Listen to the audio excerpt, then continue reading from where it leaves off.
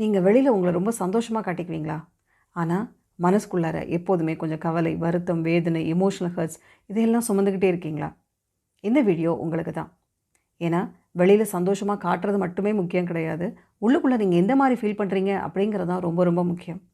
நான் Jayashree. I am emotional wellness coach and welcome to my channel Mind Miracle. நம்ம எல்லாருமே வெளியில் சந்தோஷமாக காட்டிக்கிறதுக்கு விரும்புவோம். அது ரொம்ப நல்ல விஷயந்தான். ஆனால் உள்ளுக்குள்ளார நம்ம மனசுக்குள்ளார எந்த மாதிரி இருக்கும் அப்படிங்கிறது தான் உங்களுடைய எமோஷனல் வெல்னஸையே தீர்மானிக்குது. மற்றவர்கள் சொன்ன வார்த்தைகளோ மற்றவங்கள் செய்த செயல்களோ இன்ன வரைக்கும் உங்களுடைய சந்தோஷத்தை ரொம்ப டிஸ்டர்ப் பண்ணிக்கிட்டே இருக்குது. அது நினச்சாலே எனக்கு வருத்தம் இருக்குது. அது சில பேர் சொன்ன வார்த்தைகளை கூட என்னால் இன்னும் மறக்க முடியல அப்படின்னா you are not emotionally free. So இந்த எமோஷனல் ஃப்ரீடம் அப்படிங்கிறது கண்டிப்பாக ஒவ்வொருத்தருக்கும் தேவை. எமோஷனல் ஃப்ரீடம் அப்படின்னா எமோஷன்ஸே வராமல் இருக்கிறதுன்னு அர்த்தம் இல்லை. நெகட்டிவ் எமோஷன்ஸ்லாம் வராமல் இருக்கிறது அப்படின்னு அர்த்தம் கிடையாது. அந்த எமோஷன்ஸ் வந்தாலும் you are not controlled by those emotions அப்படின்னு அர்த்தம். அந்த உணர்வுகள் உங்களை கட்டுப்படுத்தாமல் இருக்குது அப்படின்னு சொன்னால் அதுதான் உண்மையான எமோஷனல் ஃப்ரீடம். ஓகேவா? சரி, நம்ம ஸ்கூல்லையோ காலேஜ்லேயோ நம்ம படிக்கிறப்போ இந்த எமோஷனல் ஃப்ரீடத்தை பற்றி நம்மளுக்கு அதிகமாக தெரியாது. நம்ம நல்லா படிக்கணும், நல்ல மார்க் வாங்கணும், நல்லபடியாக வாழ்க்கையில் செட்டில் ஆகணும், மற்றவங்களுக்கு அட்ஜஸ்ட் பண்ணி நடக்கணும், அதே மாதிரி மற்றவங்க சொல் பேச்சு கேட்கணும் அப்படிங்கிற மாதிரி பல விஷயங்கள் நம்மளுக்கு தெரிஞ்சிருக்கும். ஆனால் இதெல்லாம் தான் நம்ம ஸ்கூல்ஸ், காலேஜஸ், நம்ம பேரண்ட்ஸ், நம்மளுடைய சுற்றுப்புற சூழ்நிலை எல்லாமே நம்மளுக்கு சொல்லிக் கொடுத்துருக்கு.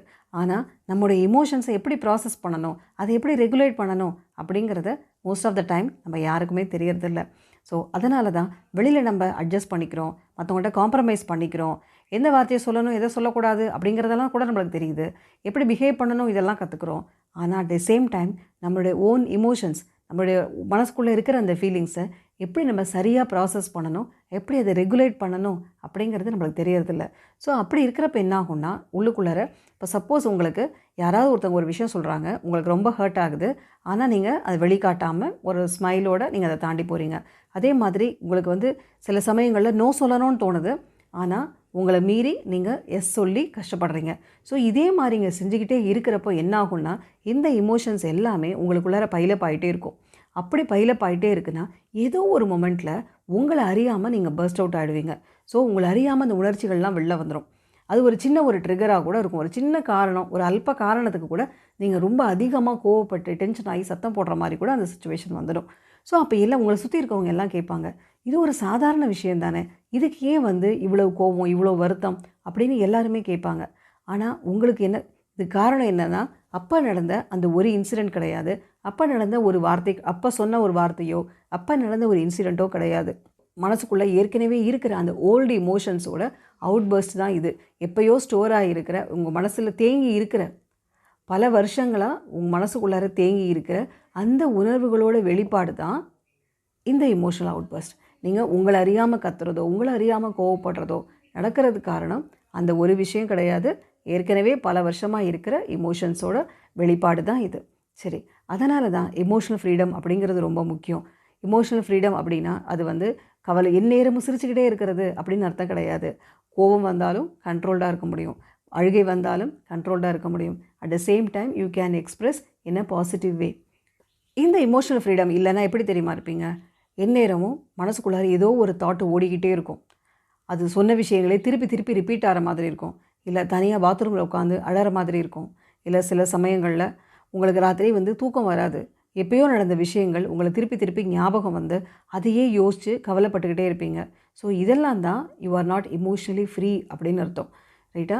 ஏன்னா you are controlled by because you are controlled by those emotions.